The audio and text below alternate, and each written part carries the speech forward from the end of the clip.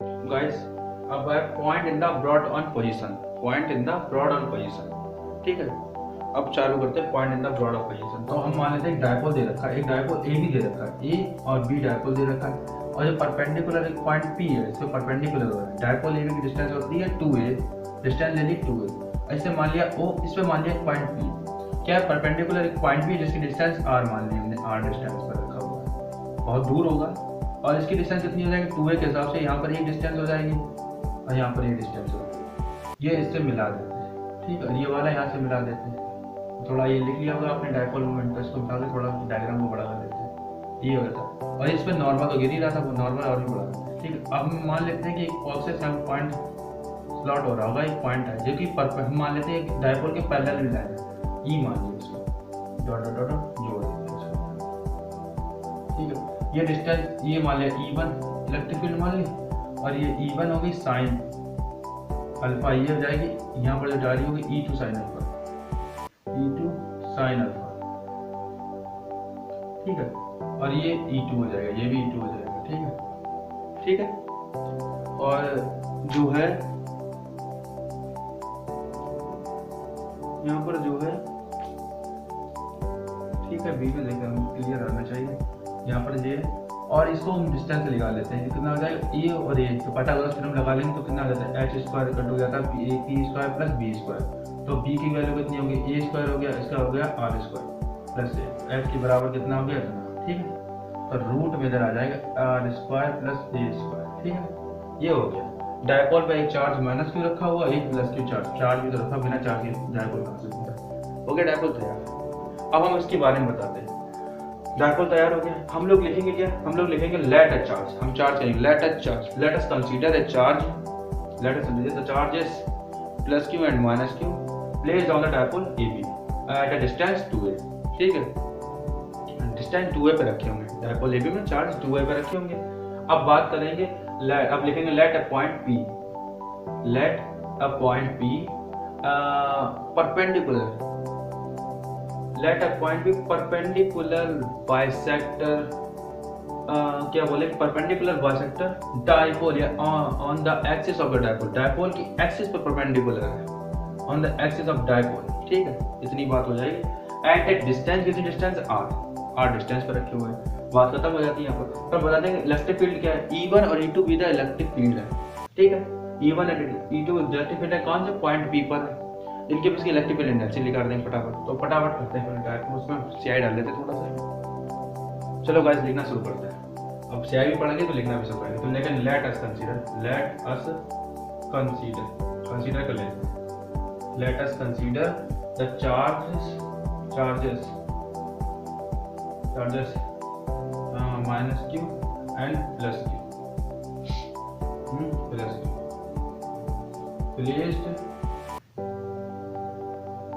on the dipole AB,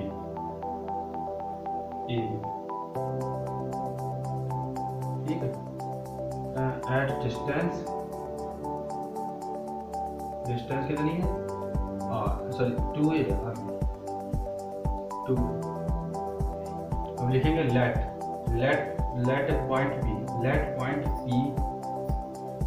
point P, point P है P placed perpendicular bisector, लिखेंगे perpendicular का sign बना देता है, परपेंडिकुलर बाइसेक्टर, क्या लिखा है बाइसेक्टर ऑन द डायपोल, इसके डायपोल पर है, dipole on the dipole, sorry on the axis of the dipole बोल लीजिए, एक्सिस के डायपोल पर, on the axis of the dipole, ठीक है, at distance r, ये r पे रखा हुआ, ये मिटा दीजिए, मैंने आपको करके दिखाई दी। ठीक है, r पे रखा हुआ है, r पे रखा है तो बात समझ में आ गई होगी। क्या है, जो चार्ज लेट अस कंसीडर कर लिया, चार्ज को कंसीडर कर लिया, प्लस क्यू और माइनस क्यू चार्ज है जो प्लेस्ड है डायपोल AB पर। ठीक है, उसकी डिस्टेंस 2a है। फिर पॉइंट P ले लिया जो परपेंडिकुलर है डायपोल की एक्सिस पर परपेंडिकुलर, जिसकी डिस्टेंस r है। ठीक है, मान लिया, ठीक है, डिस्टेंस r है। हम लिखेंगे late E1 and E2 be the electric field intensity. Sir, electric field intensity या इलेक्ट्रिक फील्ड ले सकते हैं. बी द इलेक्ट्रिक फील्ड किस पर है? Electric field. Be the electric field at point P पर है ना, पॉइंट P. ठीक है, तो लिखेंगे then the resultant amplitude, then the resultant electric field ये resultant electric field will B.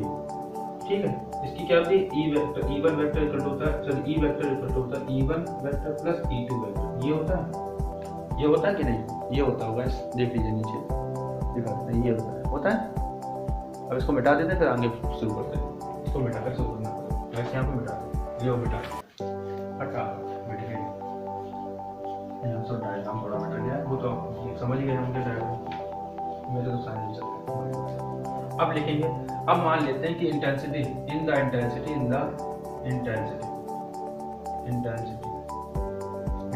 में E1, इसमें जो सेम वेपर होंगे, डिस्चार्ज सेम पर है, तो E बराबर हो जाए, E1 बराबर E2 हो जाएगा, और E2 उसकी वैल्यू कितना जाएगा? 1/4πε0.Q1/R R² plus. अब यहाँ पर ये नहीं लिखेंगे, ये देखेंगे R² प्लस. ठीक है, क्योंकि स्क्वायर होगा, रूट होगा. क्या था पहले फॉर्मूला? ये था E1 = 1/4πε0.Q/R² होता है. अब ये मान लिया, यहाँ पर R² की वैल्यू कितनी होगी? R² प्लस A का रूट होगी. इसकी जगह पे ये था, और स्क्वायर क्या होता है? स्क्वायर लग गया इसके ऊपर, क्या हो जाएगा? ये आ जाएगी वैल्यू, इस हिसाब से यहाँ पर रखी हुई. ठीक है, अब बताते हैं कंपोनेंट जो वेक्टर है. देखिए जो E1 और E2 जो क्या है? अपोजिट है, इक्वल है पर अपोजिट है. ठीक है, तो क्या मानेंगे? जो कंपोनेंट वेक्टर है E1 और E2 वो अपोजिट भी है, equal and opposite. Perpendicular bisector, क्या परपेंडिकुलर है डायपोल पर, परपेंडिकुलर बाइसेक्टर. ठीक है, सो कैंसिल ईच अदर. जब वो अपोजिट है तो साइन भी अपोजिट हो जाएंगे, तो वो आपस में कैंसिल कर देंगे. उसके बाद क्या आता है? उसके आगे की बात करते हैं, उसके आगे शुरू करेंगे. तो उसके बाद हम बताएंगे, तो ये लिख लेते हैं एक बार. The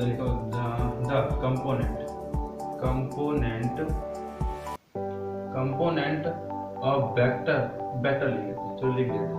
vector E1 and E2 perpendicular bisector, being perpendicular bisector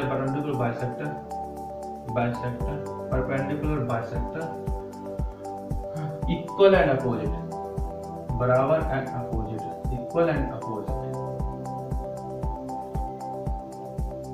are cancelled that,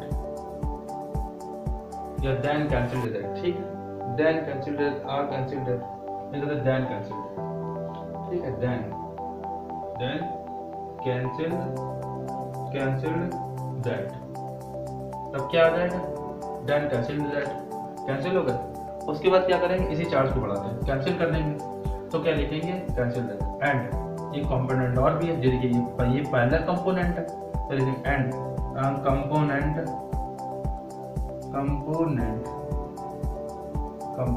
ये पैरेलल कंपोनेंट, तो ये cos अल्फा के ही होंगे. जब वो sin अल्फा के, तो ये लाजमी बात cos अल्फा के होंगे कंपोनेंट. लेकिन component E1 cos alpha, component of E1 cos alpha और E2 cos alpha and E2 cos alpha. ये क्या है? Parallel to each other, parallel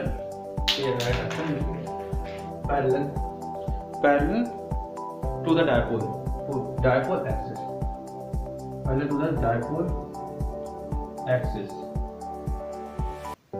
क्या डायपोल एक्सिस के पैरेलल है, parallel to the dipole axis. और तो आर एडेड, तो जुड़ जाएंगे, ऐड हो जाएंगे. ठीक है, हो जाएंगे. तो क्या है? तो लिखेंगे E1 इक्वल टू हो जाएगा. देखिए जब ये इक्वल है तो क्या है? ऐसा तो फॉर्मूला ही है, E इक्वल टू नहीं लिखवाया, E1 E2 बराबर है, तो फॉर्मूला क्या रहेगा? E इक्वल टू हो जाएगा E1 प्लस E2, यही तो है. तो क्या आ जाएगा? 2 E1 मान, जब दोनों इक्वल हैं, बराबर है, तो दोनों जुड़ जाएंगे, तो E1 cos अल्फा, क्योंकि देखो cos अल्फा तो सेम ही होगा, बस E1 और E2 मैंने बताया था बराबर हो सकते हैं, तो E1 बराबर रख दो, E2 बराबर रख दो, तो क्या इसकी वैल्यू बताएंगे, इसकी वैल्यू रखेंगे, इतना तो आपने देख लिया होगा। तो हमें आपको ऊपर इसको मिटा के करते हैं, अन्य मिटा लेते हैं और सब आप लोग प्लीज नोट कर लीजिएगा और आप मेरी आईडी को फॉलो भी कर सकते हैं, परंतु पहले इस डाउट करने वाले मिटा लेते हैं। इक्वल टू हो जाएगा 2 multiply 4/4 pi epsilon nought the q upon r square plus a square, ठीक है। कॉस अल्फा हो गया। अब कॉस अल्फा की वैल्यू इस डायग्राम से निकालनी पड़ेगी। आपको मालूम है कॉस अल्फा बराबर होता है बेस अपॉन हाइपोटेन्यूज, बेस ये हो गया, हाइपोटेन्यूज ये, तो ए अपॉन, इसलिए मैंने इसकी वैल्यू लिखी थी क्योंकि मुझे मालूम है कहीं ना कहीं यूज होगी, ये होगी दो जगह ये यूज हो रही, तो यहाँ पर रख देंगे। तो क्या हो जाएगा 2/4 pi epsilon not dot cubed upon r square plus a square bracket close multiply a upon r square plus a square का 1/2, ठीक है। जो जुड़ जाएंगे तो क्या हो जाएगा 2 मल्टीप्लाई, इस 2 को इधर ले आना, शिफ्ट करते हैं, अब इसको इसी के ऊपर रख लेते हैं, 1/4 pi epsilon not dot q into 2a upon r square plus a square का 3/2। देखिए 1 यहाँ पर है, सॉरी 1/2 इधर पर है, 1 इधर होगा, तो ऐड हो जाएंगे, तो ये 3/2 हो जाएंगे। और मैंने फॉर्मूला बताया था पहले इलेक्ट्रिक डाइपोल मोमेंट में, तो क्या होता है Q इक्वल टू 2a होता है, ये होता है P इक्वल टू Q। तो क्या करेंगे 1/4 pi epsilon not dot P upon P हो जाएगा ना, P upon r square plus a square का होल बाय 3। तो हम क्या करेंगे, यदि R is very very greater than A, then तब क्या होगा, then a square is neglected, neglect हो जाएगा, नेग्लेक्टेड लिख देते हैं, ठीक है, नेग्लेक्टेड सो, ठीक है। तो E इक्वल टू हो जाएगा 1/4 पाई एप्सिलॉन नॉट डॉट, नीचे दिख रहा होगा तो ऊपर लिख देते हैं इसको वापस, तो ये ऊपर लिख देते हैं, यहाँ से मिटा देते हैं, आप तो नोट भी कर सकते हैं। तो क्या हो जाएगा E इक्वल टू हो जाएगा 1/4 pi epsilon not dot P upon r square plus a square, ठीक है। तो ये स्क्वायर हट जाएगा, तो आर स्क्वायर और 3/2 और ये 1/2 से 1/2 कर, तो E इक्वल टू हो जाएगा 1/4 pi epsilon not dot P upon r की, ये हो जाएगा। आप इसी से डेफिनेशन लिख जाएगा, कि डेफिनेशन लिखी जा सकती है, डायग्राम से तो लिखते हैं, क्या लिखेंगे, the electric field intensity, electric field intensity, electric field, हाँ, electric field due to a dipole moment, या ड्यू टू अ डाइपोल ही होना चाहिए, हाँ डाइपोल ही मान लेते हैं, due to a dipole, dipole ही मान, dipole at large distance, large distance, distance और दूरी है ना, लार्ज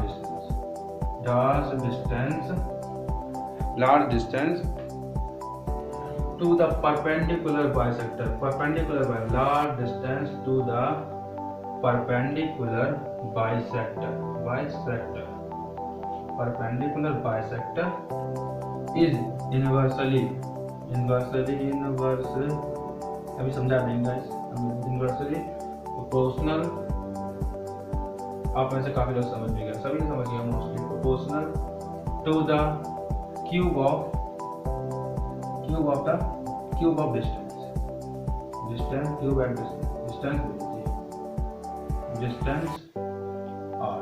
अब बात को समझिएगा, देखिए इलेक्ट्रिक फील्ड है, डाइपोल की इलेक्ट्रिक फील्ड है, वो परपेंडिकुलर बाइसेक्टर का इलेक्ट्रिक फील्ड, डाइपोल यहाँ लिखा है, डाइपोल ये है, इलेक्ट्रिक फील्ड यहाँ पर लिखा है, तो क्या पर बहुत दूर है, इलेक्ट्रिक पॉइंट P है वो डाइपोल से बहुत दूर है, r डिस्टेंस पे है ना, तो हमने मान लिया r डिस्टेंस से बहुत दूरी पे, तो बहुत दूर r डिस्टेंस है, तो लिखा क्या है, electric field intensity, electric field intensity एक पॉइंट P पर जो होगी वो क्या होगी, एट दूर बहुत है, परपेंडिकुलर बाइसेक्टर है, किस पर, डाइपोल पर perpendicular, large distance perpendicular bisector, बहुत दूर की, बहुत दूर होने पर वो बहुत दूर है, परपेंडिकुलर किस पर है, डाइपोल पर, बहुत दूर भी है पर परपेंडिकुलर डाइपोल पर है, और इसके कारण वो परपेंडिकुलर पर उसकी डिस्टेंस इलेक्ट्रिक फील्ड के इनवर्सली प्रोपोर्शनल है, उसकी डिस्टेंस जो है इलेक्ट्रिक फील्ड के इनवर्सली प्रोपोर्शनल, तो E इक्वल टू अगर हम इससे देखेंगे तो इक्वल टू 1/3 R की हो जाएगा, क्योंकि उसमें 4/4 pi epsilon not dot Q, ये सब सॉरी डॉट P हो गए,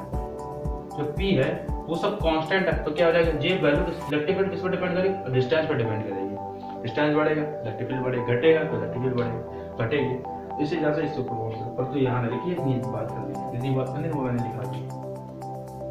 इसे हो सकता है, इसे यही है, ये इससे लिखा हुआ है सिस्टम, ये लिखा हुआ इस तरीके से। उस फॉर्मूले में सिर्फ डिस्टेंस को देखा तो ये लिख दिएगा टॉप, ठीक है। ये इससे ही देख के काम किया, ये सब ये कांस्टेंट है तो इस पर डिपेंड करता है, इलेक्ट्रिक फील्ड इस पर डिपेंड करेगी, ठीक है। आप लोग नोट कर लीजिए, बस इतना टॉपिक था, ये टॉपिक होगा। अब गाइस, अब है point in the broad on position, point in the broad on position, ठीक है। अब चालू करते हैं point in the broad on position. तो हम मान लेते हैं डायपोल दे रहे हैं।